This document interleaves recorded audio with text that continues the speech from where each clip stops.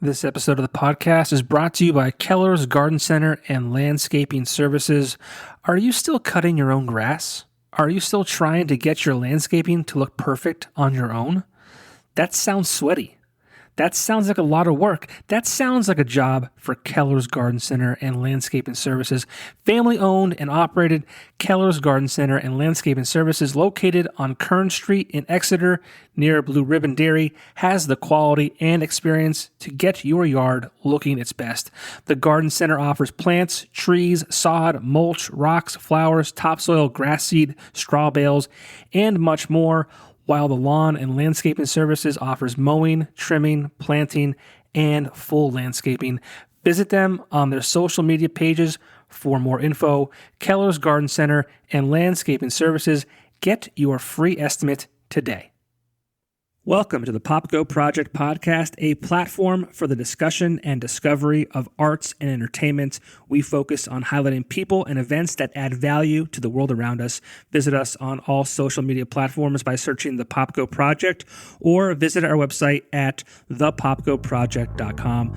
Welcome to the show, and thank you so much for listening.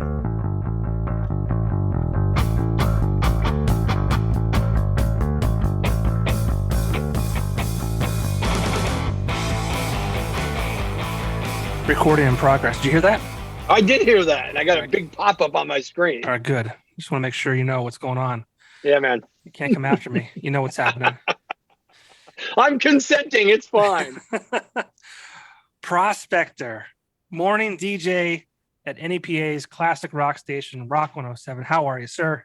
I'm well, John. How you doing, man? I haven't talked to you in probably like a year or so. It's been a minute, and you know what? The first question I'll ask you is the first question I asked Hoover, who does the afternoons on Rock 107, and it's the first question I asked Neil Trauma, who does middays on Rock 107, and that is, how much do you miss me?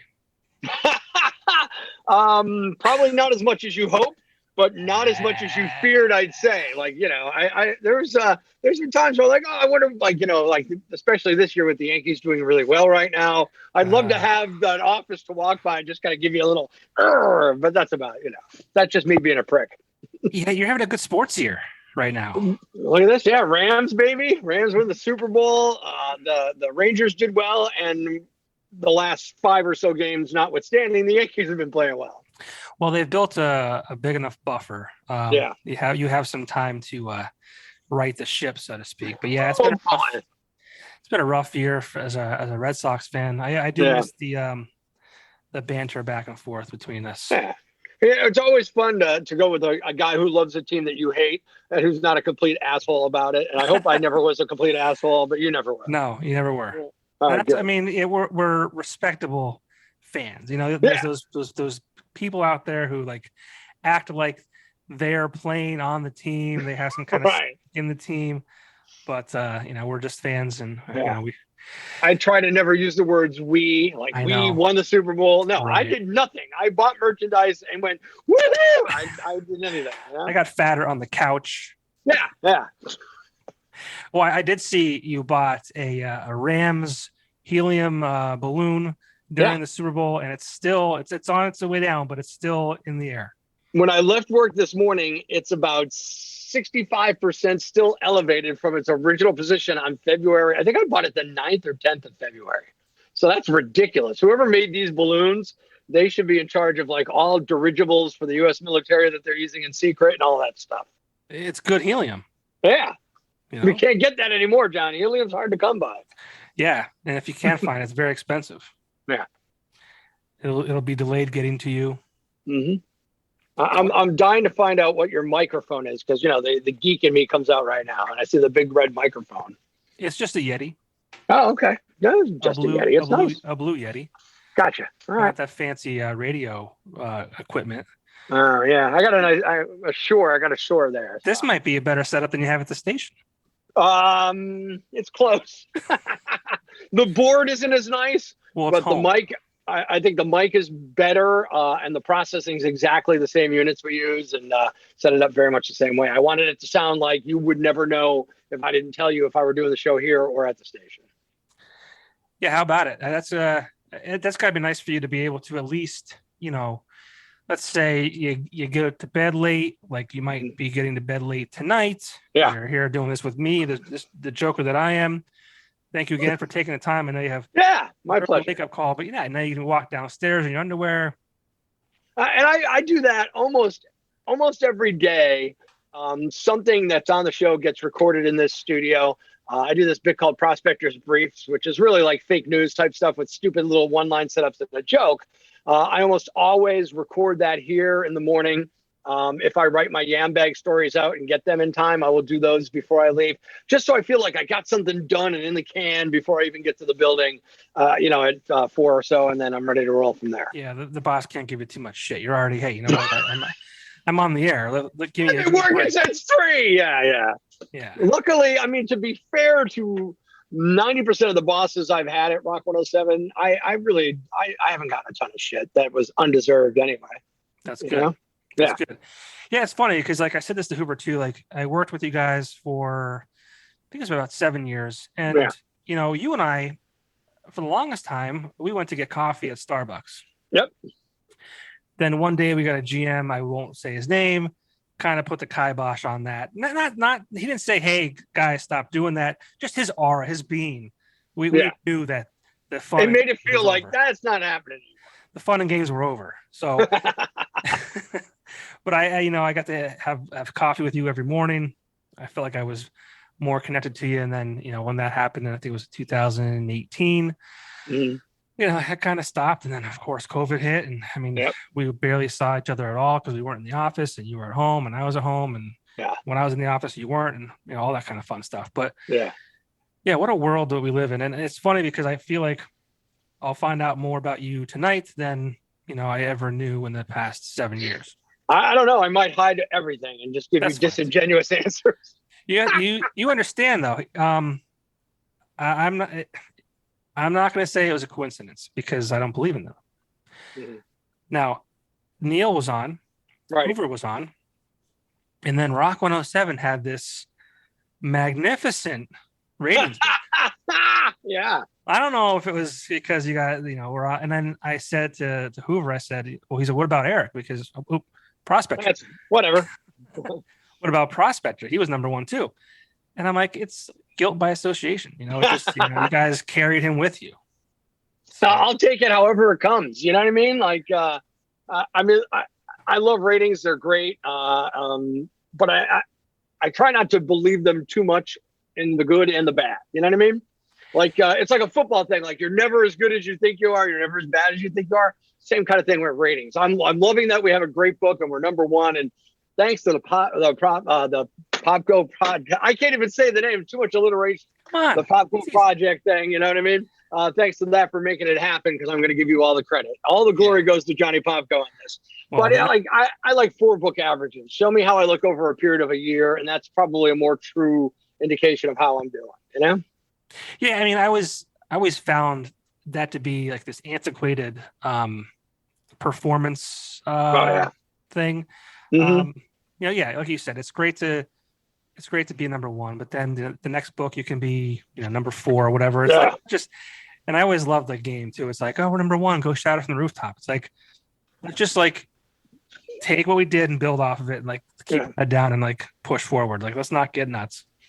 But I mean, everybody gets excited, and theoretically we can get more money for commercials and all that kind of stuff. It's a great thing. I mean, especially in the national scheme of things. I mean, and most of them work hard. I would say that I work okay. I don't know if I work that hard at my show, but the rest of the guys work hard. So well deserved, Yeah. And how long have you been doing this for? I mean, I feel like it's been forever. Radio period, you mean? Like radio in general? Yeah. How did it all start? I've been, how old am I now? I have 37-ish years of being paid to be on the radio. Wow. My first paying gig, I was 17 years old. To answer your question of how it all started, I kind of got into radio as a kid. When I was young, my dad would drive me to school, and he'd listen to a Harry West show on Warm Radio. And you're probably a little too young to remember Harry West, but Harry West was like the fucking monster in radio in Northeast PA. Like, he was bigger than like me and Rocky and Frankie and Doc combined. It was just Harry West and nothing else. And I just remember my dad just would always pay attention when Harry cracked the mic, and I'm like, aha! As a middle child, always looking for ways to get attention. I'm like, aha! If I'm on the radio, people will pay attention to me. And then I won a contest with two of my friends when I was 13 to be on Rock 107 because it had just come on the air and they were doing this daring DJ contest. And we won we wrote a letter in and won and got to be on the air. And it was ridiculous and a lot of fun. And I walked out of the building, the same building I worked in today at 13 years old. And I said to my friend Mike and Mike, who are still two of my best friends to this day, I could see me working here. I could see me doing this. And kind of worked at it from there, And the rest is history.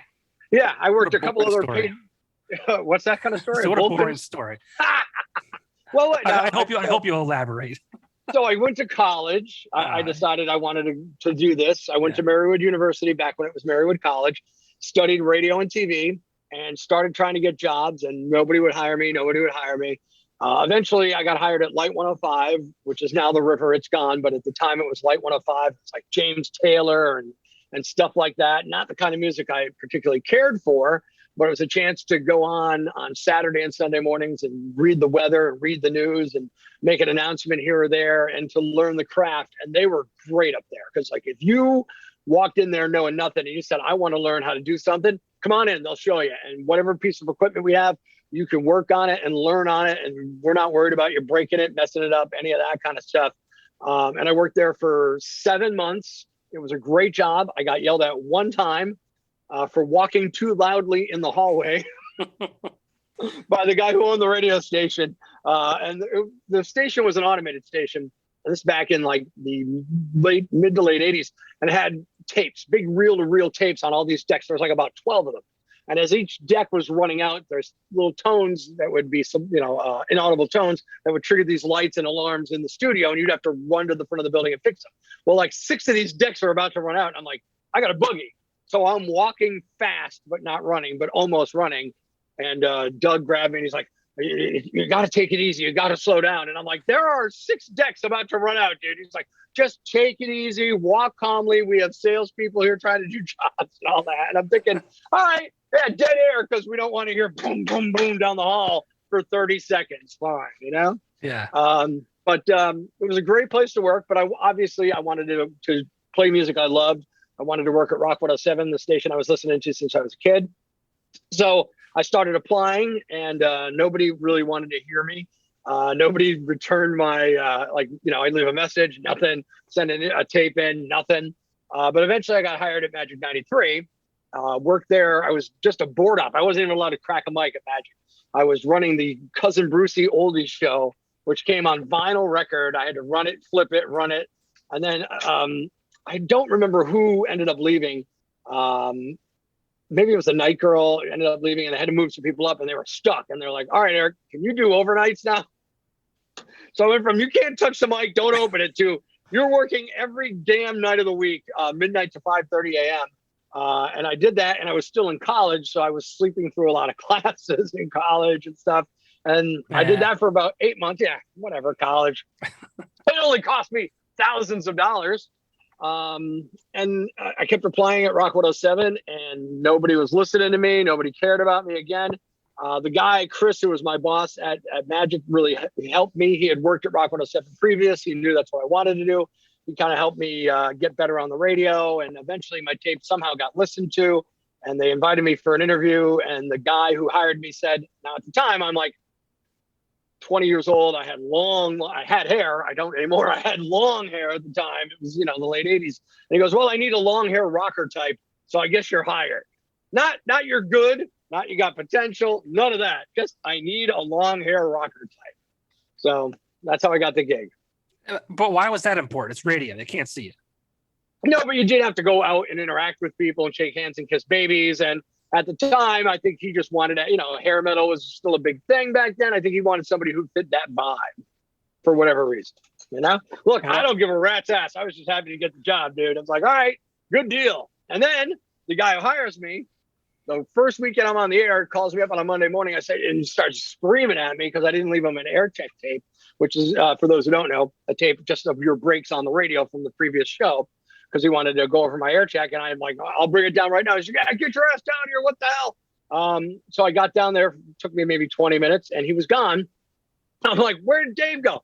Oh, today was his last day. He took a new job. Like, oh my God, he busted my hump about it. But like years later, when Dave moved back in the area, I'd get a phone call or a message or an email from him every once in a while. Hey, that break was good, or I liked what you did there, or whatever. So that was always kind of encouraging. But it was just so funny. He's screaming at me that he's not there. I feel like radio and media in general is like this weird business. You mentioned this guy, just up and left, right? Yeah. And I mean, you've seen bosses come and go, and people, sales reps, number one superstar Johnny Popko comes and goes, right? Yeah. It's weird, right? I mean, like, has that had any effect on you at all over the years? Or are you just kind of just like, you know what, it doesn't matter, I just do my job? I mean, it's gotta. I think now I try to keep it out of my head, and I just try to do my job to the best of my ability and not get in anybody's way and mess them up or anything else. But when I first started in the business, seeing the turnover in it and not being, you're getting a job because you had long hair instead of having talent makes you kind of go, I'm really fucking lucky to have this job. Maybe I'm not that good, blah, blah, blah, blah, blah. And I think because of that, I definitely freaked out and worried about that kind of stuff then. As I dismiss an email that's on my screen, that's why I'm staring there. So I worried about that a lot, and I would see people get fired for no reason and all that stuff. And then my younger brother, who's infinitely more confident in his abilities than I am and more confident in my abilities than I am, just kind of started to get into my head. He's like, look, just do your job, work your craft, get better at what you do, and don't worry about all the rest of that shit. And it's either going to work out or it's not. And that's the mindset that I try to have now, whereas like, look, this is what I do. You either like it or you don't. And if you don't, I get it. Some people don't like me. I'm not everybody's cup of tea. I totally get that. I've had people tell me right to my face that they hate my show. I'm sorry. What do you want me to do? I'm not going to change just for you. It's working for me. But it took a long time to build up that kind of attitude. So now I'm a lot more roll with the punches. People are going to come. People are going to go. It's always sad when good people go for bad reasons. Right. Yeah. But that's about it. Yeah. I mean, there's that saying or whatever it is. People don't quit jobs. They quit bosses. Yeah. Yeah. And I think that's true to an extent. And I also think, people get fired because of the way they are. I mean, I've been fired a couple of times, once from Rock 107. And rightfully so. Tell me about that. I've heard rumblings of the story. I don't think I've heard the details. All right. So, my first full-time job in radio was not on the air. It was in promotions, which is going out to events, setting up remotes, helping out with sales to make sure that their clients get these big, wonderful, cool things that help them make money. And this is in 1993. I'm doing promotions, and I'm way over my head. Like, I really don't do it well. I don't know what's going on. A lot of stuff's falling through the cracks. I'm completely unorganized and out of my depth on this job. And it shows quick. And the people I worked with, some of whom I know didn't want me to have the job, were awesome and tried to help me and threw me life preservers and really did their best. And what happened was the very first Christmas parade in downtown Scranton was thrown that year, and I'm on the planning committee, and I'm helping to plan the parade and all that kind of stuff. But a band I wanted to see was playing at Gallagher's the night before, so I announced to many, many people at work that I'm going to go out, I'm going to drink my face off, I'm going to stay up all night, I'm going to do the parade, then I'm going to go home and sleep because I'm 23, I'm stupid, I'm brash. Part one, went out. Part two, drank my face off. Part three, nah, I didn't stay up all night. I eventually passed out and woke up to the parade on TV. Oh, no. Yeah. So that was a Saturday. Sunday, there was a remote at the Sears in the Viewmont Mall with Daniels and Webster, the old morning show that put Rock 107 on the map. So I'm doing that remote with them. And Webster's saying, you're fine. Because I'm like, that's it. I'm fired. He's like, no, you're fine. You're fine. It's going to be okay. Blah, blah, blah. I'm like, no, I'm fired. I know I'm fired. So Monday morning, I walk in, and the program director, who I love to this day and who's a great guy, grabbed me and he's like, come on. And I'm like, yeah, it's going to happen. He goes, yeah, you screwed up. I'm like, I got it. And the GM's like, look, we just can't keep you on, blah, blah, blah. And I'm like, all right, I understand. And I went home and I was understandably upset. I was bummed out, but I also realized that I played a tremendous role in fucking this job up and not being good at this job and everything else. So I spent a couple of days sulking, and then I thought, all right, I got to address my part in this. So I made sure that the next job I got, no matter what it was, I was going to be more organized, because I thought that that was a big, big part of all the other failures before, sleeping through the parade because I'm a drunken asshole at 23. Because I think if that was the only thing I had done wrong, they would have been like, all right, idiot, let's sit down and talk. Don't do that. You're good to go. But when you add all this other stuff before it, it was like, we can't do this. So I just became much, much, much more organized, which has served me well in my career, and has served me well in many other aspects of my life. So it was good to get fired that particular time. So where did Prospector go after that? I spent a lot of time hanging out at my parents' house because I still lived there, and doing nothing until a guy who owned a bike shop, and I love bicycles, and I was there all the time, said, why don't you sell bikes for me? I'm like, yeah, all right. I love bikes. So I ended up selling bikes at Gronsky's for a couple of years, and then worked my way back in the radio part-time. So I did about 2 years of no radio, just selling bikes. And at that time I thought, well, maybe this is it. Maybe it's over. Maybe I'm done. I loved it. I had a good time, but I never really had a full-time on the air job. Who the hell is going to hire some flunky who got fired, blah, blah, blah. And Kevin Fitzgerald, who was the board op when I first won the contest back when I was 13, who's the chief engineer at Rock 107 to this day, ran into me at the Viewmont Mall and said, hey, how come you're not on the radio anymore? I know some people who are looking for people. And a mutual friend of his and mine named Jack needed a guy down at the station in Hazleton. And I'm like, nah, I don't think so, blah, blah, blah. And then all of a sudden he's calling me, hey, you should really go down there. You should apply. So finally I called Jack, and he hired me, and I started driving to Hazleton for like basically a job that I was losing money to do, but it just reignited the passion for what I really liked about radio in the first place, acting kind of like an asshole, telling stories, making jokes, playing music I loved, and all that kind of stuff. So that kind of wormed my way back in. And that's another station I got fired from. Okay. For a totally different reason. Why this time? Mouthed off to the boss, but I thought he deserved it. Bosses, I'll tell you all about it. Yeah. Bosses are bosses. They deserve respect, but nobody deserves the respect that they don't give you. You know what I mean? That's the way I react. Like, to me, you earn respect, really, is how it works. You get a certain amount minimum, and then you earn what you earn. And this guy just never earned it. He was always an ass. What happened was I was filling in for the afternoon guy who was also the program director. At the time, I'm working at the bike shop full time, so I took a day off to come and do this guy a favor. And the GM at the time says, well, where is Jack? And I'm like, I don't know. And he's like, you know where he is? I'm like, no, Tom, really, I don't know where Jack is. I was like, all right, fine. And then 10 minutes later, he comes in. He's like, hey, can you come down to my office? We're going to have a meeting. And I'm like, yeah, I got a long enough song. I said I might have to run back. He's like, whatever. So I'm in there with the whole air staff. There's about 10 of us. And the meeting was about commercials that missed on logs, which is a big deal. You don't want to miss commercials. That's how we all make money. Sure. And he's like, we're going to have to do this and blah, blah, blah, blah. And we're going to have training, and we're going to do it tomorrow at this time. And I said to Tom, I said, listen, let me check with my boss, because I wanted to see if I could, I was willing to call my boss and tell him what's going on and say, hey, can I take tomorrow morning off, work the afternoon, blah, blah, blah. But as soon as I said, let me check, and he goes, you know what? If you can't be here, you don't deserve to be here. I lost it. I said, you know what? Don't treat me like I'm your bitch. And I just ran him up and down about, I deserve more respect than that. If you let me finish my sentence, you would have seen what I was trying to do, but you're a complete asshole and you can't let anybody finish. And you know what? Screw you, blah, blah, blah, blah, blah. I'm not going to take this kind of crap from anybody. You owe me an apology, yada, yada, yada. About maybe 3 or 4 minutes of me, and like not calmly. I mean, top of my lungs screaming in front of other people. And really completely unprofessional, but it is radio, and that happens a lot. And this was still like 96. I was under 30. I was young. So he apologizes to me. Everybody calms down. And I'm like, yeah, okay, this is not ending well. I know it's not ending well. So I walk back into the studio, and 2 of the other jocks are there like, oh, I can't believe Tom backed down. Tom never backs down, blah, blah, blah. And I'm like, oh, I'm fired. He's like, no, you're not. I'm like, look, I'm telling you, end of this show, that's it for me. So as my show, it's like, getting close to 7 o'clock when I was getting off the air, I see Tom hovering outside the studio door. So I grab my key, I start pulling it off the key ring, and I walk out, and he's like, you blew it, buddy. We had big plans for you, blah, blah, blah. And I calmly explained to him this time that, look, I'm not going to let anybody treat me that way, and I don't really give a rat's ass, and I'll have a job before I get to Scranton. So I was Hazleton to Scranton. Big talk from, again, a guy who still never had a full-time job on the radio talking. Has always been part-time, fill in. My best ability had been availability. You know what I mean? I was just always around.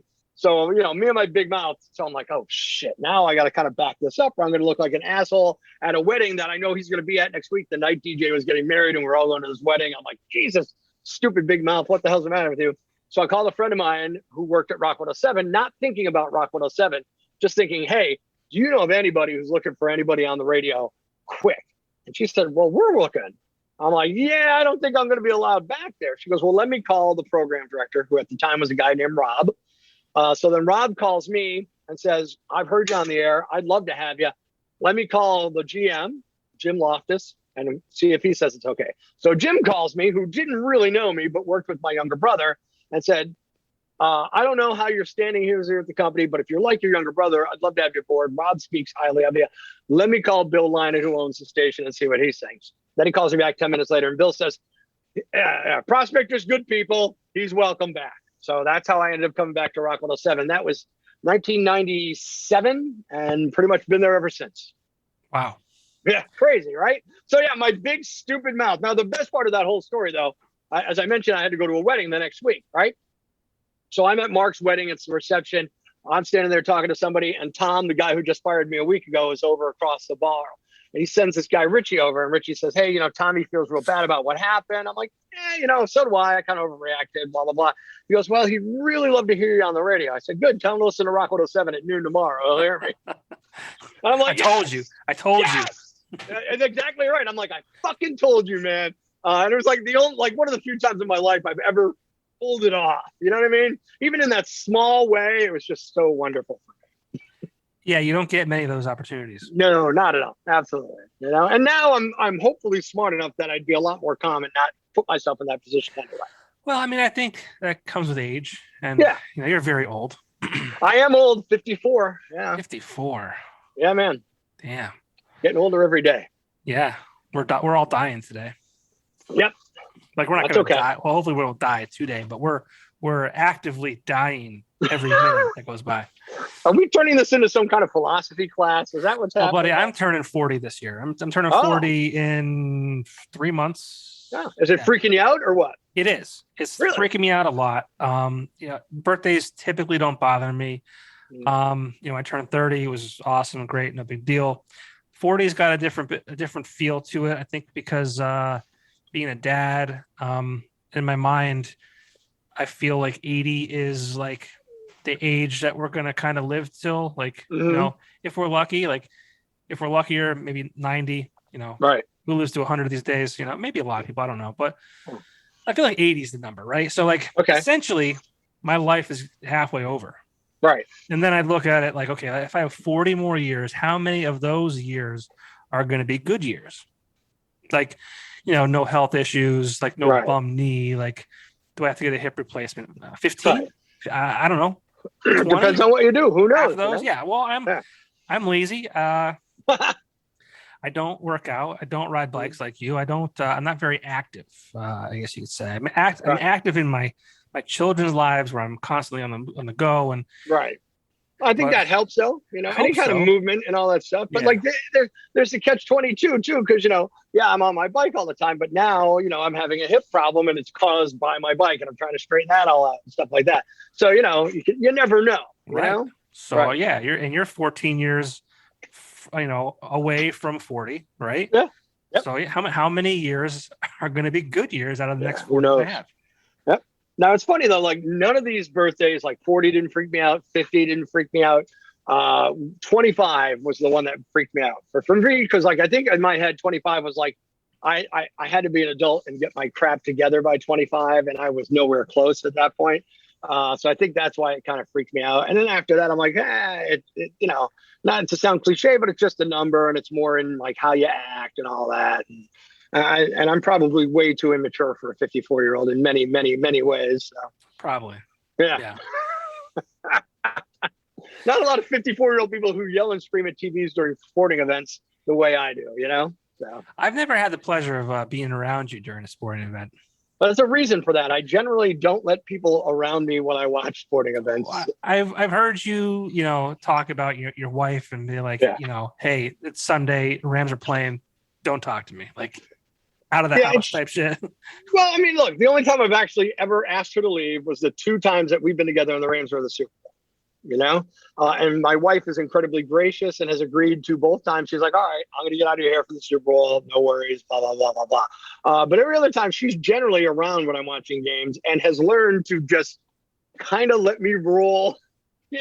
Like you could say the most innocuous thing to me, but if you say it right after a bad play, it could be just, I could react very, very poorly. And it's completely unreasonable. As we mentioned before, I don't play for this team. Right. I just root for them, but my blood can get excited and I get all, that's part of the reason I think we attach ourselves to these teams is to feel like part of something bigger, even in just a weird way. And I think that, I definitely scream and yell and act like a moron way, way too much, even still at this advanced age. I used to live with guys who would always do this. I'd be watching a game, I'd be sitting real close to the screen, they go, fumble, and I'd be like, oh, where, just shit like that all the time. Then sometimes I'll get a text from my boy Mike in the middle of a football game, it'll just say fumble, and I'll just start laughing because I know that's what he's talking about, So why make your wife leave during the Super Bowls?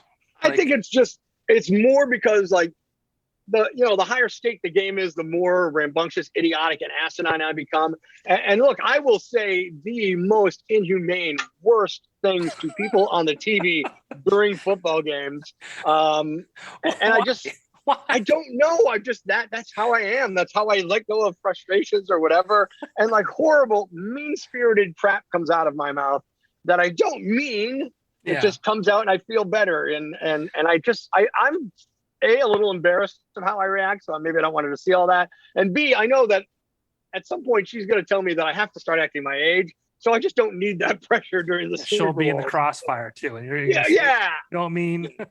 Yeah, we don't need that, Like, here's how ridiculous I could be. There's a guy, I've never met this person. To be honest, I don't know if it's a guy or a girl. There's a person who lives in Peckville, Blakely, somewhere in that area, who's a big San Francisco 49ers fan, has flags draped on their house, mannequins in 49er uniforms in their yard. And every time I drive by the house, I think I should drive my car right through this fucking yard and run those damn things over. And I really would love to do it, but I'm not going to get arrested for something like that. It's okay to have the thoughts, Just it's okay to have the thoughts. Right. Smarter people don't act on the thoughts. I don't know how long I could be that smart. Yeah. I'm the opposite. Like I just get like very silent and I get like, I might say something under my breath to myself. I don't know. I just get disappointed and just like, And then like, I'm an Eagles fan too. I mean, 2017 into 18 was great. Yep. They won the Super Bowl that year. But I mean, like I'm typically used to being disappointed. So I try not to get too invested in like, you're living the dream, you're like, you're married. I believe you have a stepdaughter. Yep. Who's older now, like they're not in the house. Like I feel like now where if I spend an afternoon watching a football game, especially if the Eagles lose, I just wasted like 3 hours of my day that I could have been doing X, Y, or Z. Right. And you got your kids that you could be out doing stuff with and all that kind of stuff. And look, there was a point in my life where I didn't watch football every single Sunday. I couldn't see the Rams all the time anyway, pre-DirecTV Sunday ticket time of my life. Sure. And B, I was young, I was doing stuff, I was going out, I was hanging out, riding bikes with people or whatever and all that kind of stuff. But now as a man of advancing age, I'm like, I'm going to do this as long as it doesn't get in the, like if there's something else that's going on, a party for a birthday or something like that, I will whine and bitch about it, but I will go to the party. I will tape the game, go to the party and tell everybody, don't tell me a thing about the damn game, and then go back and watch the game in real time, and I time shifted that around like that. So I try not to let it get in the way of actually functioning as a human. But all that said, 90% of the parties in the world that I've ever invited to, I don't want to go to. Like, I don't want to go to parties and get-togethers and gatherings. And I've never had an interest in that kind of stuff. Even like as a younger guy, when I lived with like two of my best friends, were like, we're going to have a party. I'd be like, I fucking don't want all these people at my house. And it wasn't like they're going to trash it or anything. Like, I just don't want to have the small talk. Like, there's nothing I hate more than getting stuck in the elevator with somebody who I hardly know. Yeah.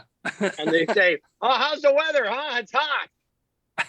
And I'm like, oh, yeah, it's hot. But in my heart, I'm thinking, I fucking hate your guts. And I don't hate them, but I just don't want to have that conversation. I understand. I understand. I hate the phone. I hate the telephone. Like, I don't want to talk to people.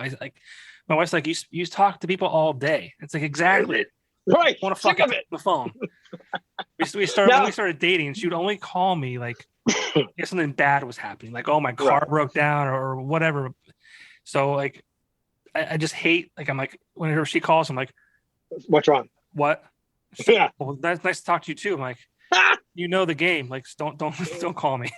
Well, my wife and I will call. Like, I will call her on my way home from work if she's not at work, and it's usually just say, "Hey, baby, I'm on my way home. I'll see you in a couple of minutes." She might say, "How's your day?" Blah blah blah. But it's like a 2-minute conversation because I got to see her in 2 minutes, and she'll do the same. Blah blah blah. But they're very very quick conversations like that. But if I know this, like, she doesn't call me while I'm on the air unless something horrifically bad happens. Like, we've had water heaters blow up and leak in the house. It's a text. You know what I mean? So so she's called me twice when I've been on the air. Once was because her doctor was making her go to the emergency room. That's when we found out she had diabetes. And the other was the day her mother passed away. And that's it. So it was both times I picked her phone. I knew something horrific is going on and it's scary. So when that phone rings and I'm on the air, it's like, this is not good. You know? I know. Yeah. I told my wife no more. Like, she's like, oh, what do you want for dinner? I'm like, this is why you fucking called me? I don't mind that call. I think you're dead somewhere. Like, what the hell? But like, I also offer nothing. Like, what do you want for dinner? Whatever you want. I don't know. What do you want? Like, here's the deal with me. It's either going to be steak, hamburger, chicken, or like spaghetti or chicken parm. That's all I ever eat anyway. So spin the wheel. One of those 4 things, we're good. Yeah, you're super plain. Oh, I'm ridiculously picky. Right? Like hamburger, no condiments, right? Or if it's a hamburger, then ketchup is okay. If it's a cheeseburger, ketchup is Vermont. Wow. Okay. Yeah. Oh, and that's not even the craziest of these rules, you know? Are you one of those guys the food can't touch too? Oh, no. Food is not allowed to touch. No. Like, one of the, we're talking about my stepdaughter before, Allie. She's 30, owns her own house now. But when she comes to dinner, she's 30 years old, man. It's crazy. She was like 13, I think, when I started dating her mom. She's awesome. She's great. But she likes to fuck with my head a little bit sometimes. So we'll be eating dinner together, and if it's something with corn and mashed potatoes, she's mixing it up and making sure I see her. Oh, good. Good. And I'm like, I can't stand it. Like, to me, that's just, I could never. And I like corn. I like mashed potatoes. I don't want them together. They're very good together, though. No, they're not. Terrible. You never had a mashed potato bowl from KFC? No, I would never do that. There's way too much. My textures can't mix. That's really what it comes down to. Mashed potatoes, gravy, fried chicken, corn. It's so good. I don't even like lumpy mashed potatoes. I also I don't like pulpy orange juice. It's either fucking juice or it's an orange. Make up your mind. Yeah, I don't like. I don't. Yeah, I'm with you. I don't like crunchy peanut butter. If you're going to be peanut butter, be peanut butter. No crunchy. Don't like any of that kind of stuff. I actually don't even like peanuts, but I love peanut butter. So there you go. Yeah, it's crazy. Fair enough. Yeah. Now a little. Let's get back to your radio career. You're okay. Back, why not? You're back at Rock 107. Yep. The place you want to be at. You work for a station that the music that you enjoy. Mm-hmm. And a lot has happened. But you said it was 97 or 98, 99? 97-ish. 97? Yeah, May of 97, I think. A lot has happened between then and now. I mean, we're talking, you're still, the technology, for one, massively different. Yep. The people you work for, the people you work with, you had Daniels, Webster in the mornings, gone. Yeah. Talk about some of the changes and things that were going on in your second it's your second term or your second tenure. Let's go with tenure. Yeah. Well, I mean, I was at Rock 107. I left and then came back. I always used to call it my second. I don't know what I used to call it. Damn it, I don't know. But second sentence. I don't know what. I forget. Yeah. I mean, I had great experiences both times. Yeah. I mean, for me, like, coming back to work there was like the dream I didn't know I still had, All right, so here I am. I'm just trying to get a job, and all of a sudden I'm back working at Rock 107 again. And my first thought was, okay, let's not screw it up like last time. So let's do well. I'm on the air part-time. Eventually I get hired in promotions again, but not running in the department, working for a guy named Tony Pollacker, who was way more organized than I ever was. And Tony was very, very good about giving me tasks, letting me do things, but not hanging a lot of responsibility on me. As I think he knew that I wanted to be on the air more than anything else. And I think he was just willing to like, okay, look, I'm going to use him to set up remotes and do that kind of stuff, but I'm not going to bust his hump. And he let me screw around a little bit and stuff like that. And I really just worked, and I kept telling anybody who would listen, I just want to be on the air full time. I just want to be on the air full time. I just want to be on the air full time. And eventually it happened. I started doing overnights and things like that. But what I noticed, like all the guys that I came up, with Danielson Webster, with Jack Myers, who was our afternoon guy for a while, and Ed Hamilton and Timmy Boland and Mike Evans, and all these other guys had left and moved on or gone. In the case of Ed Hamilton, he went downstairs to work for the newspaper and all that stuff. So really, it was just Danielson Webster, and DC Day had come in, and DC was awesome, and Lou Fontaine was our afternoon guy for a while, and he was fantastic. So we're still like a lot of good, hardworking disc jockeys who I always felt were way, way better than I was, and that it was people that I could look up to and hopefully learn from. So for me, the first couple of years back was like a learning experience. Just, okay, let me soak in and let me see what these people are doing and what I think works and what I think doesn't work or wouldn't work for me the way I want to do jobs, and just kind of like sponge off their knowledge to get better at my job. And then it was one of those things like, okay, now I'm on the air. Now I just want to move up. I want to move up the chain. You know what I mean? And in my mind, I just wanted to eventually be the afternoon guy, because there was no thought in my mind that Daniels and Webster were ever leaving. So, forget being the morning guy. You got these legend guys here. You're not going anywhere. So afternoons was the thing for me. But as things changed, we got computers, so we weren't playing CDs anymore. All the songs are on computers. It made things easier in a lot of respects, but it made things harder in some other respects. It makes it easier because you're not constantly pressing buttons every 3 and 4 minutes. It makes it harder because now it's easier to get distracted. People are going to throw more work at you because you're not have to push a button every 4 minutes. You got 20 minutes, go do this commercial and come back, and things like that. So things got better in some respects, but then tougher in other respects. And then people that attrition starts to happen. People move on, get better jobs. People move on and leave the company for other ungood reasons or whatever. And then, so sooner or later I'm doing afternoons right where I wanted to be. And then I realized, well, like, okay, what else am I going to do? I can't be the afternoon guy until I retire. I'm 37 years old now. I'm going to do afternoons for 30 years and, barely make enough money to survive and all that kind of stuff, So I started thinking about I had to come up with something else and something better to do. And that's when somebody said, hey, how would you like to be a program director of one of the other radio stations that we own? So I'm like, sure, yeah, okay, there's more money. I mean, literally my response was, there's more money in it, right? Yeah, okay, I'll do it. Which should have been a giant red flag to everybody that maybe this is not the job for him, if that's the only reason he wants to do it. So I did that, and I actually came off the air from Rock 107 from the afternoons in like 2009, maybe 2008, for about maybe a year doing this other job, which parts of it were fantastic and outstanding, but I really missed being on the air. So I kind of started angling to be back on the air. And that is when Webster left to go work at WILK. Right as I'm really pushing hard to get back on the air, Webster leaves, and like everybody, like that's a shock. You know what I mean? I remember when I got the call that he resigned, I'm like, what the hell just happened? You know? Can you elaborate on how important Daniels and Webster were or was to Rock 107? I mean, I don't know if it can do it justice, but I'll try. I mean, Rock 107 is this radio station that comes on the air in the 1980s, and it does okay because it's the only rock station in Northeast PA. But it's a music station, and it's playing music, and it's great. It doesn't really have an identity. It doesn't have a focus. It doesn't have a singular vision or a drive until all of a sudden Jay Daniels and John Webster are teamed up as a morning show. And then it's like, like an explosion of sorts happened back in like the early 80s, 83, 84, 85. And all of a sudden, I remember as a kid in high school going, what the fuck, man? These guys are amazing. This is so much fun. And it gave the station a real identity other than just being a music station. You know what I mean? It gave it a personality. It gave it a defining wit to that radio station. And that carried on for decades. Everything we did promotionally on the air all went through that kind of filter of a little bit of self deprecation, a little bit of sarcasm, a little bit of humor. All those filters got applied, and that all happened because of Daniels and Webster. So taking away the fact that they were a great morning show that galvanized an audience, which they did, and they helped build the station up, they really provided a direction that everything else on that station can get run through and steered through, which helps you focus and makes everything better and all that. So they really provided that.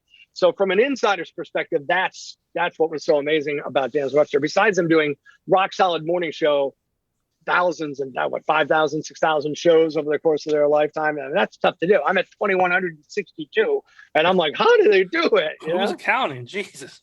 Oh, I counted. Trust me. It was one of those things. My dad used to listen to Rock 107, so I was familiar with the station and Daniels and Webster, but I wasn't around in their heyday, and even when they, you said the one left, it didn't matter to me at that point. Right. But I knew the importance. Yeah, it changed everything at the radio station. First of all, everybody freaks out because you're like, what are we going to do now? And it just changed everything because it's never going to be the same. It's the end of a golden age, so to speak. That doesn't necessarily mean that bad things are coming. It just means it's never going to be the same again, Right. Luckily, we weathered that storm fairly well and came out of it in pretty good shape. What happened to me was I was talking about it with my wife and sister-in-law. My sister-in-law had also worked in radio. She had been at the X for a long time in marketing and stuff there. And she's like, you should do that show. And I'm like, I don't know if I can do that show. And she's like, no, you should do that show. And that kind of started me thinking, she's right. I should do that show. So for the first time in a long, long time, I actively campaigned to do, mornings. I wanted to do the morning show. And they went and hired another guy, which kind of bummed me out. But I'm like, okay, it is what it is. And I'll just bide my time and get better and see what happens. And then, about a little less than a year later, they're like, we want you to do the morning show. And luckily, I've been able to continue doing it for 12 years now. What year is it? Yeah, almost. It's just over 12 years now. 12 years, jeez. Yeah. 2010. It'll be exactly 12 years. August 13th, which is Saturday. Wow. Yeah, I know that. How funny is that? Wow. So when this goes up, when this posts on the interwebs. Oh wait, no, I screwed that up. I'm sorry.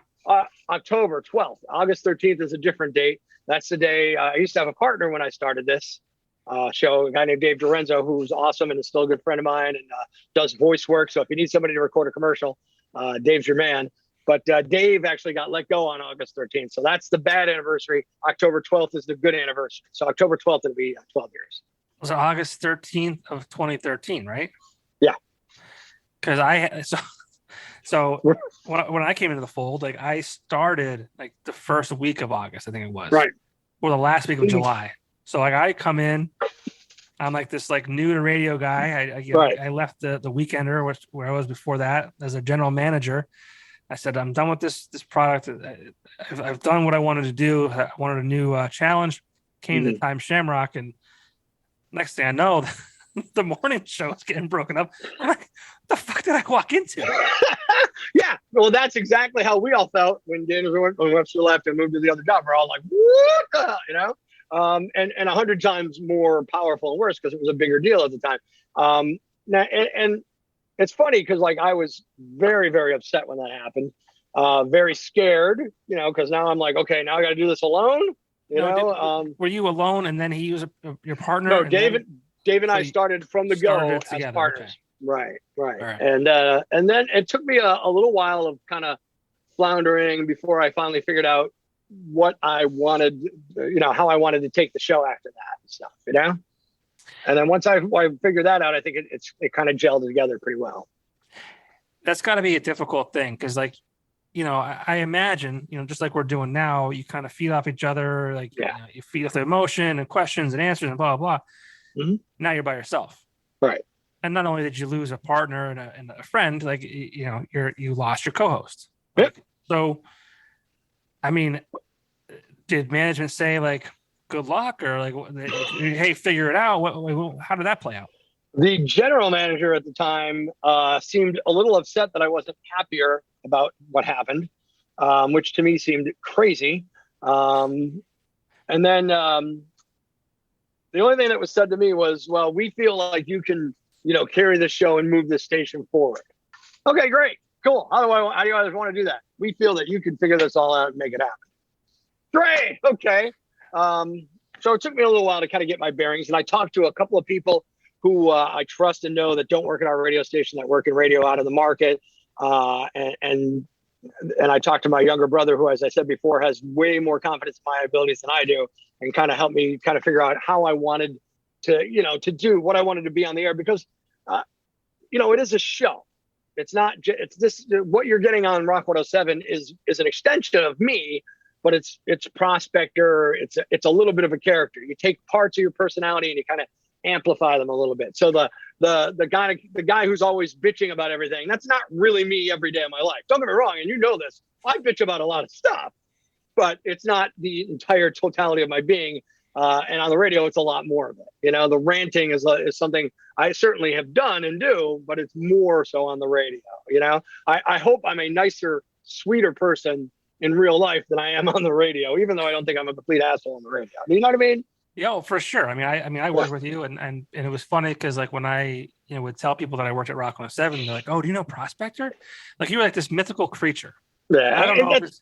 It's part of being the morning show, I think. It was cool. I want to talk about that, and what that kind of means to you, because I was in media. I was Johnny Weekender, bro. I don't know if you know that, remember that or not, but yeah, I was somebody. How could anyone forget this? Come on. I was somebody, right? Yeah, man. But no, Prospector. I'm like, do you know Prospector? I'm like, yeah, I have coffee with him every morning. Really, you do? Like, what's he like? So, and I knew you, and I knew the ins and outs, so to speak. Yeah. And it was just bizarre to me. But there are people who see you as they may not know you, but they feel like that you're a friend and they're, someone that they can relate to. Yeah. What's that like for you? Because that's got to be neat. You have fans who you maybe if you never met before, but they'll call you, they'll talk to you for. I know you've gotten phone calls and people they'll talk to you for longer than you want to talk to them. Yeah, sometimes you need to get off the phone. Yeah, but yeah. It's cool. It's the same reason my dad loved listening to Harry West. You feel like this person and they are your friend. You know what I mean? It's the same reason that I love listening to James and Webster. I feel like a kinship. You know what I mean? So that's something you're hoping to cultivate as a personality on the radio. If you're not, why are you doing this? You know what I mean? Like that. Anybody. Well, I love the music we play, but anybody can play these songs we play, right? So it's what's between the records that helps set me apart, hopefully in a good way. What I learned is that I'm lucky and grateful that the stupid, silly little nonsense I get to do and get paid for resonates with some people, and sometimes in a bad way and sometimes in a good way. But I try to always just be respectful to the fact that if somebody wants to take 2 minutes out of their day to come up to me and say, "Hey, nice to meet you. I'm so glad." I want to thank them for listening, because if it's not for you, I don't have a house. My wife and I don't have food. You know what I mean? But I also want to thank them for just taking the time out to come out and be nice to me about it. And if somebody wants to come up and it's happened here or there where they say, I'm not a fan of you, blah, blah, blah. I usually just say to them, in my head, I'm thinking, well, that's like going into McDonald's and saying I like Burger King better. Why are you doing it? Yeah. But I always say to them, I get it. I'm not everybody's cup of tea. Neil's on when I'm done. Hopefully you like Neil. Hoover's on when I'm done. You know what I mean? And I think it works out. But I think I've completely missed the point of the question you were asking. It's very cool and incredibly humbling. And it was very, very, very odd at first. I have a lot of social anxieties, which is again why I don't like to go to parties and stuff like that. So I struggled for a long, long time with the whole interacting with listeners and meeting listeners and stuff like that. I would be at remotes and I would tell Hoover, look, you talk to the listeners, let me do the radio breaks and hide. And now I am completely the opposite of that. I basically, I worked really, really hard at dealing with my stupid little anxieties and going out and meeting the people who listen to our show and listen to our radio station, because without them, what am I doing here? Yeah. And I've met some awesome, very, very cool people throughout Northeast PA. I've really met some wonderful, wonderful, cool people. I've met some people that I'm like, oh my God, this is bad. And I've met some people who are just, nice to come up, who love the station and just want to talk for a couple minutes, It's great. Yeah. I think that was one of the coolest things when I first started in radio, was just seeing the people that would come out to remotes and just not even to enter to win the prize that they were giving away, whatever it was. Literally came they wanted to meet Prospector. They wanted to shake your hand. They wanted to say, "Hey, stop playing." Whenever. How much Zeppelin are you playing? Yeah, exactly. And you get that, and like, look, and again, another fast food analogy. That's like talking to Ronald McDonald about the menu. Like, I don't control that. You know what I mean? I do what I'm told as far as the music goes. But I understand it. Like, if there's a band that you don't particularly like that we play, it's going to stick in your head every time you hear it. So you're really going to fixate on that. Like, if you're not a Pink Floyd fan, we play a ton of Floyd. It's going to bother you. I get that. Yeah. Well, it's also cool that you have listeners who like feel like it's also their station, because in all reality it is. Like, I mean, absolutely. So it's neat to like have people that invested in saying like, hey, like, I care enough about this that I tell you to fucking stop playing it or whatever it might be.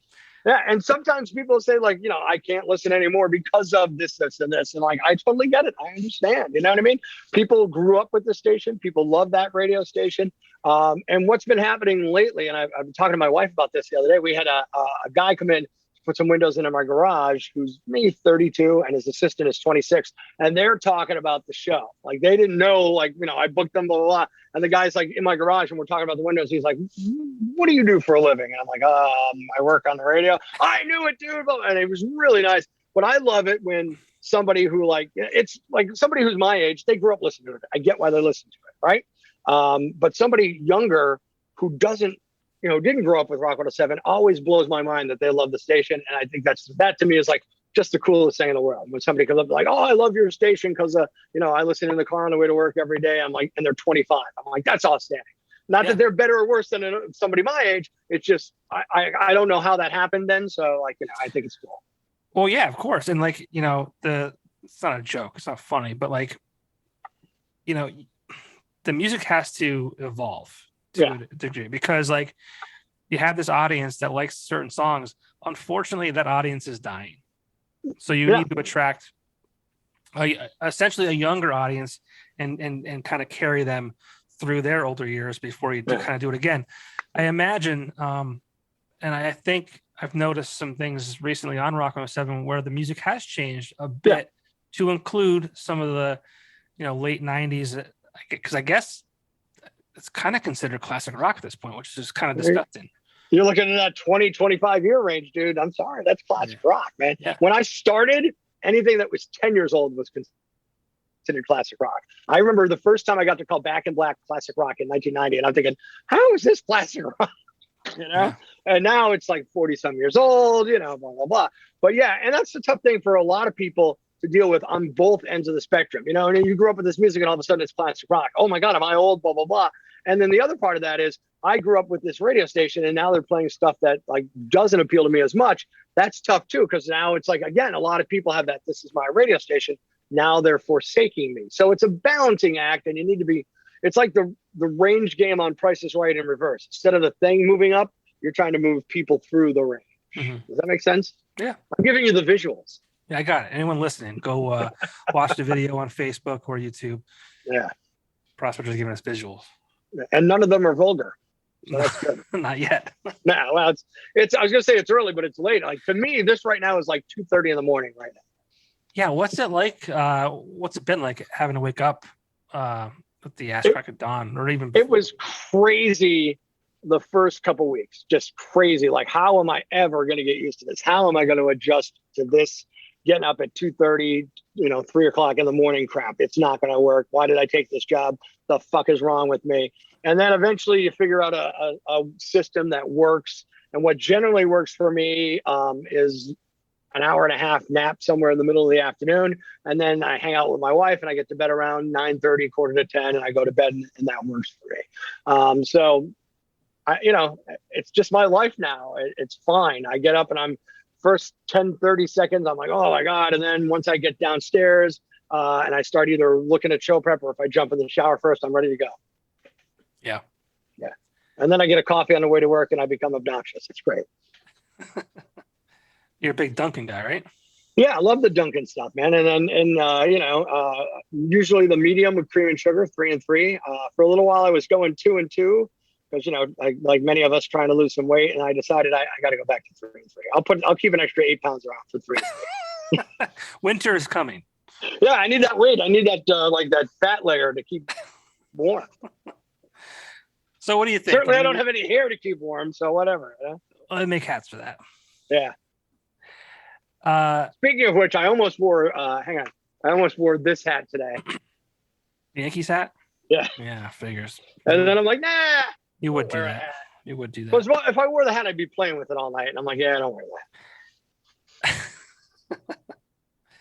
So you're 54 now. Yeah. I mean, are you knocking on the door of retirement, or I mean, is you mentioned before, like, I can't be the afternoon guy forever. Now, well, and that was more financially. You know what I mean? Like, yeah. But I mean, is Prospector? Is this how we see Prospector go out? Like, where he's the morning show guy? It's how it's going to end. I mean, I hope so, unless they tell me to get the hell out before I'm ready to get out. But right. Like, I can't fathom picture seeing myself in retirement in the respect of not working and what am I going to do? Like, I come from a family of people who like to work. Like, I love my job, and I've been really, really lucky that I've had 99.9% of the jobs I've had in my life I've loved. One or two have sucked, and that happens. But like, a lot of people don't get to wake up to jobs that they are looking forward to going to every day. I'm on vacation, and usually halfway through the vacation, I'm like, I got to get back to work. I can't wait to get back to work. I can't wait to, I'm thinking a shift for the show or writing bits up or whatever. So I'm one of those assholes. Like, if I win the lottery, I'm not quitting, you know? Now, that doesn't mean I won't quit 3 months down the road if somebody pisses me off. And I go, I don't need this shit. Yeah. But I'm not quitting day one. I'm like, nope, I'm hanging out. I love it. I can't imagine 65 coming to me just going, yeah, I'm done. See you later. Goodbye.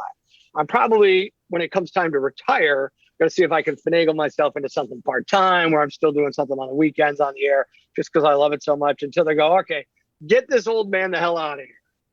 When it's like, hey, you whippersnappers don't know nothing about rock and roll. When that show's on the radio, somebody's going to pull me out of the studio with a coat hook, and that's the end of it for Prospect. Up next, we got Justin Bieber. Prospect is going to go out like just like the crazy old ranting lunatic that he is.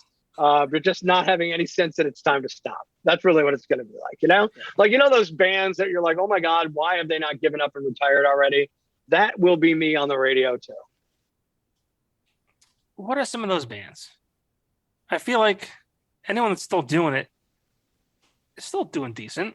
Yeah, I mean, I would say for the most part, I just use that as kind of the example we all know and love to say. And speaking of that, like I saw Genesis this year. Well, actually last year in December in New York City, and you know, Phil Collins couldn't even stand. He's out on a chair. Dude sounded great, and it was one of the better concerts I've been to in my entire life. And I had never seen Genesis before, and I'm like, you know what? I'm going. I bought the tickets. I very rarely buy concert tickets because I've gotten spoiled in this business of getting free tickets for shows all my whole life. So like, I dropped, I think like $250 per ticket to go see Genesis. My wife's like, what? But we went and we had a blast. So I think they did a good job. I mean, I don't know if I know any off the top of my head that are doing it. Like, the old joke is the Stones and the Who, but like, you know, I've seen the Stones and they're fucking phenomenal. You know, I haven't seen the Who since the 80s, but they were good then. Well, I think I saw Bon Jovi had a pretty terrible. Was there like a bad Bon Jovi? Yeah, I mean, okay, you want to talk about like that? I mean, look, you know, like I love Motley Crue, but Vince Neil doesn't sing well live. Yeah. You know, and hasn't probably in decades. When I go to the show, I'm not going, gee, I hope Vince sounds good tonight. I'm just going to be entertained, and I love Motley Crue, and it's going to be awesome. And I'll deal with the fact that it's feel good. And fine, whatever, it's fine, you know? So maybe there's that kind of thing. Some bands hold on to their performance level better than others, I guess. You know, I am not so astute that I can catch a lot of that stuff anyway. So, you know? Yeah. I have no musical talent of my own. So. Same. I feel like radio has this camaraderie. As much as, you know, we talked about ratings earlier, and as much as you want to be number one, I feel like a lot of, you know, radio kind of sticks together almost. I know you're friends with you know, other DJs from other stations. Mm-hmm. You know, when I came into the scene, I worked for a newspaper at the Weekender we mentioned earlier. It was very like almost like cutthroat. Like, Weekender was owned by the Times Leader. The Times Leader hated Citizen's Voice. Weekender hated Electric City, or Diamond City, whatever it was. Like, but then when I kind of got to in radio, that kind of didn't really exist. It was like, yeah, we want to beat you in the ratings, but like I wanted like people to not physically die, but like I'm like, I fucking hate you. Like I don't want to talk to you. Like you're the enemy. Like you are the enemy. Yeah. I don't care. Like you are on a station that I don't work for. Fuck you. I think because radio is a very incestuous business. A lot of us work at many, many stations in the market. You get to know a lot of people that way. And even me, 30-some years here at Rock 107, I still worked at 2 other radio stations in this market, so are free. So I know some other people that worked at those places. So I think that's part of why it's there. Particularly in Scranton area, a lot of us went to Marywood University. A lot of the old people like me, my age, went to Marywood, and a lot of us came up together that way, and we ended up at different places and stuff. So I think you're friendly there. And the other part of it is like, I'm just a squirrel trying to get a nut, man. That's all I am. There's enough out there for all of us. We can all have a nice career and a nice life, and we don't need to kill anybody over it. Years ago, I worked at Pepsi Cola part-time, riding in trucks delivering soda, right when Coke launched New Coke. So all of a sudden we got real busy at Pepsi and all that kind of stuff. And we were working our asses off and stuff. And I remember the guy, one of the guys on the truck I worked with, and I said something about, maybe like Coke will just go away. And he goes, why do we want him to go away? I'm like, what do you mean? He goes, everybody's got to eat, dude. Everybody's got to eat. And that kind of always stuck with me. Like, yeah, I want to win because I'm competitive and I want to do a good show and I want to get rewarded for it. But, I don't want Rocky to not be able to, buy a new kayak, or, I don't want like Jew to not have to, get a car when he wants to get a car. I mean, I want everybody to do well and have a good life as well. These are nice people. They just happen to work at different radio stations. We do want Duffy to not afford coffee, though. We want. No, I love Duffy. He's one of the nicest people you're ever going to meet. We want to beat him so he can't afford his coffees. No. I'm kidding. I know you're kidding. I know. Duffy is one of the nicest, kindest, help you outiest kind of people you're ever going to meet. Loved him in college. Loved working with them. Miss him, that I don't get to see him all that often. But if I'm ever anywhere where I think he might be, if I'm in Wilkes-Barre for something, it's like, hey, let's go get a coffee. Yeah. Oddly enough, so we still see each other time to time and all that kind of stuff. But like, here's like one of those things though, I don't, and this is my fault. This is where Prospector's a complete asshole. Social anxiety gets in the way of my life. I would love to, go have dinner with Duffy and his wife, Jill, and just hang out and all that kind of stuff. I never make that phone call ever, Yeah, I think that's everyone, I mentioned Dave Dorenzo. Dave and I still go out and we hang out and stuff like that. It's always because Dave calls, because he knows I'm an idiot and I'm never going to do it.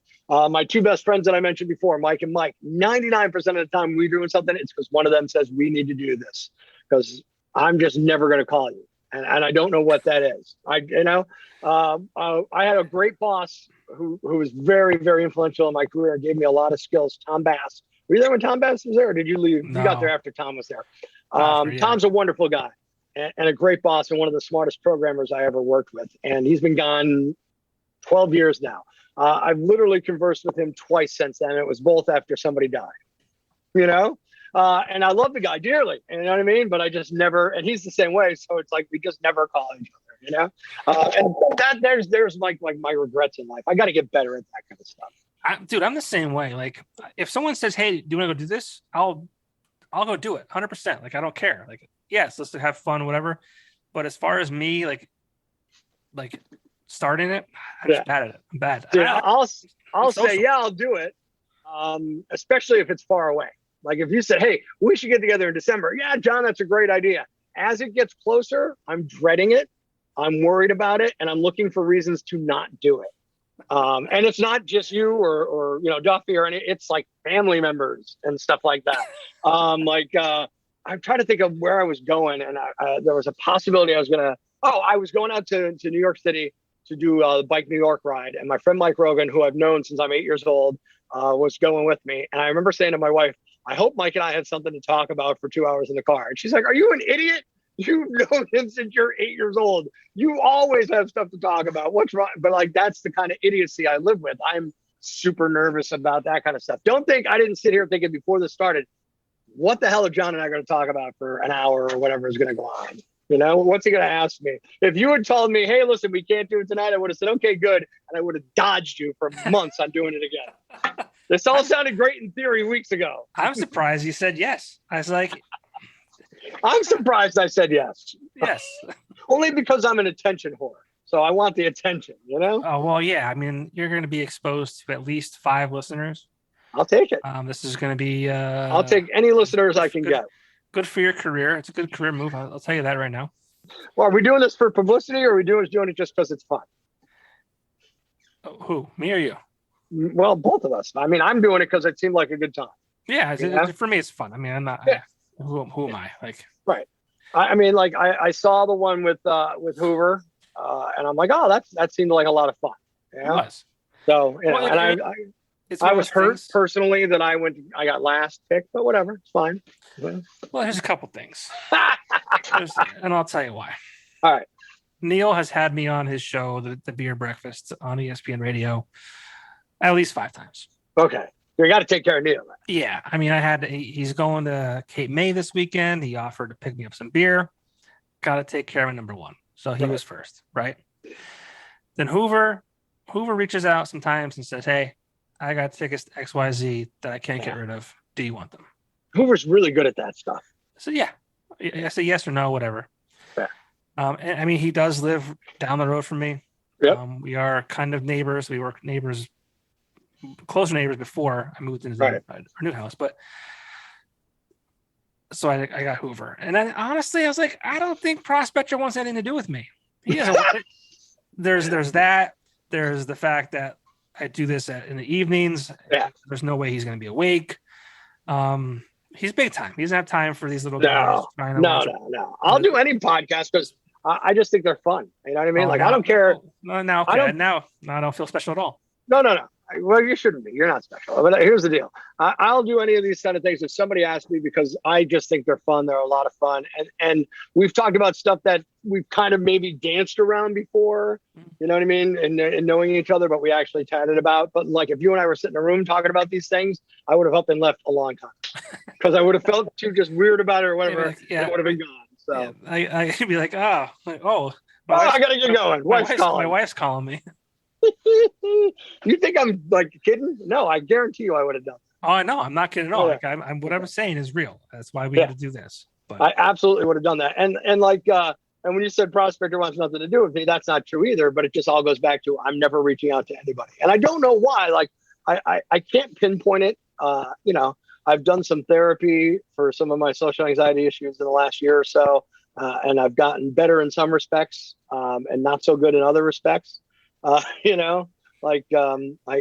the first time in a long time, I went to an event where I didn't make sure I was sitting on the aisle of it at a venue. And it didn't freak me out the entire way there, wondering who was going to be sitting next to me and all that kind of stuff, which is, trust me, a big deal. You know what I mean? Like, that's huge for me.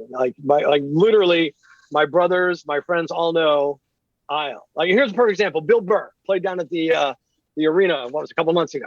I was there. Yeah, great show. Yeah, had a blast. Sweet. My wife Tara and I go to the show. We buy tickets, or we actually got tickets for free from the radio station. I run into this girl Ann, who I dated years ago, who works at the arena, and she's saying hi to me and Tara, and we're chatting for a couple minutes. And she goes, "I may have some ticket upgrades. Are you guys interested?" And we're like, "Absolutely. We're sitting up in 202. Come see us." Blah blah blah.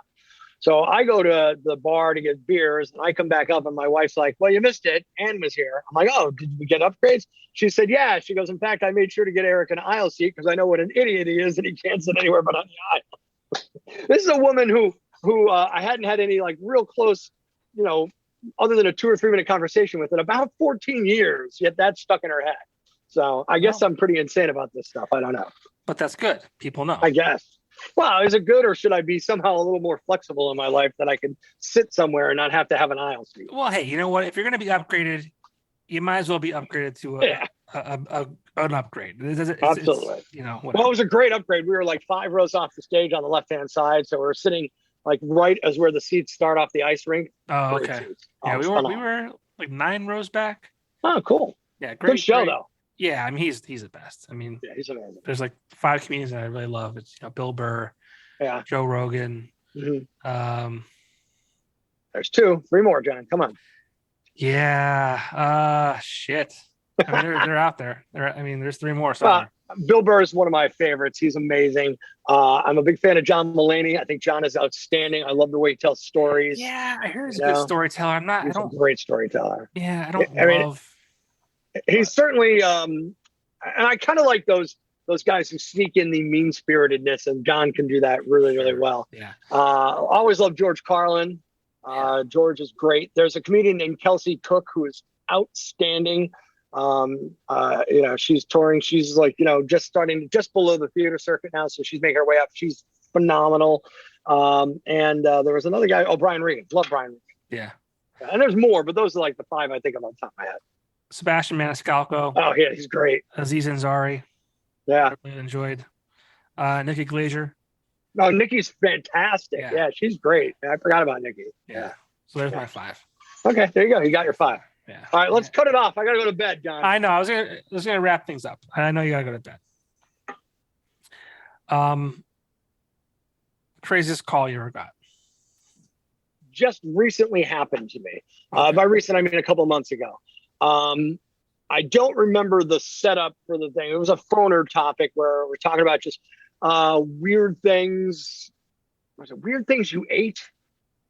Or weird things you saw, but whatever it was, and it wasn't a call, it was what we call an open mic, which you can record through our Rock 107 app and send right to the studio. A guy in Australia called me, said, Prospector, weirdest thing I ever ate, my own finger. I was working at a restaurant, cut it off inadvertently, never found it, and then ate it in the whatever chili he ate. I'm a self-cannibal. I'm like, it blew my fucking mind getting that thing. I saved it. I still have it. I listen to it every once in a while. So he cut his finger off, hung out, finished his shift, and said, finished his shift and ended up eating. Not the whole, just the tip. He said, I'm gonna have a post shift meal. I don't know. If I cut my finger off, it's hospital time. Even if it's just the tip, it's hospital time. Going to the hospital. Yep. But no, there he is. He's a trooper. Wow. Self-cannibal. Yeah. That was my craziest phone call. And then the one guy who called me and said, I have a present for you. It's waiting for you outside the station. And I get out there and there's a bulletproof vest with about 150 notes pinned to it that say things like, wear this in good health. You'll need this and all kinds of shit like that. So yeah, that was a good one. Wow. Yeah. I was a little scared. I'd probably quit. Yeah. I just thought, you know what? I wasn't tempting fate. I was certainly freaked out when I picked it up. I went right back in and called our HR director and all that stuff. Right. But after a couple of days, I'm like, all right, it's fine. All right. And final question. Why radio? Why is radio such an important part of your life outside of the paycheck, outside of all that kind of stuff? I mean, obviously radio touched you at an early age, not inappropriately. Yeah. But at a young age, why radio? I mean, obviously this is your career, and you're gonna finish this out. Why radio? I think we just kind of hit on it there. It touches people. It still has that power to communicate with somebody. You're listening in the car. It's you and I. Like I'm talking to you when you're in that car, and it's there's that one-on-one kind of connection that still can be a big part of people's lives. And I get people who come up to me and talk to me about stuff all the time. I get listeners who call in or who stop me at events and stuff and will say things that I said that were meaningful or powerful for them. Recently got an email from a person, somebody in their life, and said, you were the first person to make me laugh after this. And thank you so much for that. That's the kind of shit that I fucking love. And that's the reason I still do this stuff. It's fun. It's a blast. It's not hard work. All that stuff enters into it. Don't get me wrong, but it's that kind of connection that I hesitate to make in real life that I can make on the radio that works for me. Very cool. Well, I think your earbud may have. It did, but I can still hear you. You actually sound better now than you did before. Really? Crappy. These last 30 seconds has sounded the best out of the past hour and 40 minutes. But no, I agree with, I had a great time in radio. I mean, I was on the radio as a little 1 hour a week type thing, and I had a great time doing that. And I have a lot of respect for, those who do it, 4 or 5 hours a day, 5 days a week. I still don't understand how you guys are as quick, on your feet and quick-witted as you are. I mean, it's definitely a talent, right? Yeah, we're lucky. Yeah, well, it's we're here for a reason. We're in the professions we're supposed to be in. But for me, the quick wit developed as a defense mechanism because I was very, very small in high school, short, and I weighed like 100 pounds when I graduated from high school. So the quick wit saved me from a lot of ass kickings. So it served me well after the fact. It saved you or got you into them? Like, that's, well, it kind of a little bit of both, but it definitely saved me. There were some people who were like, all right, at least he's funny. Yeah. Yeah. Well, Prospector, thank you so much for doing this. Catch Prospector on Rock 107 every Monday through Friday. Is it 6 to 10 or 5 to 10? 5:30 to 10. 5:30 to 10. Yeah, man. What a random time, but here we are. 5:36 to 10:02. Come on. Prospector's rants, a minute in a woman's head, which is phenomenal. You mentioned before the rants, the sport or shorts or Prospector briefs. Briefs, a lot of great content. Thank you for doing what you do. It's a pleasure knowing you. I'm glad I can call you a friend, and thank you for being part of my life, whether it's friendship or as part of the business and things like that. So thank you again, and hopefully I'll see you soon, man. And my pleasure. Keep in touch, and give me a lot of lead time so I can find a way out. Right. Well, and I have to call you. I won't expect a call from you. I know that. Okay. Yeah, it's not going to happen. So call me whenever. Buddy, take care. I don't wish luck to the Yankees. Good luck to the Rams if you want. I don't care. But okay. Yankees. It's a good year, so I won't give you any guff. Thanks, John. Appreciate it. See you. Thanks. Bye-bye. Bye.